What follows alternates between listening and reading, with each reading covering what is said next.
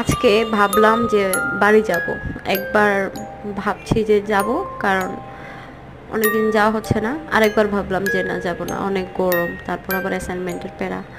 কিন্তু শেষমেশ যাওয়াই হলো। কমলাপুর থেকে ট্রেনে উঠে বাড়ির দিকে রওনা দিলাম। অনেক গরম ছিল আজকে, তারপর বৃষ্টি শুরু হচ্ছিল টুকটাক। পথের মধ্যে কয়েকটা স্টেশনে দাঁড়াইছিল ট্রেন। এটা ভালো ট্রেন মোটামুটি ছিল, সব স্টেশনে দাঁড়ায় নাই, কিন্তু যারা হচ্ছে স্টেশনে ছিল তারা প্রায় ভিজে একাকার।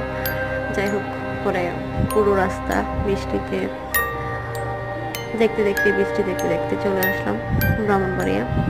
ব্রাহ্মণবাড়িয়া স্টেশনে নামার পর বৃষ্টি অনেকটাই কমে গেছিলো। তারপর রিক্সা নিয়ে মায়ের সাথে বাড়িতে চলে আসলাম। এই তো।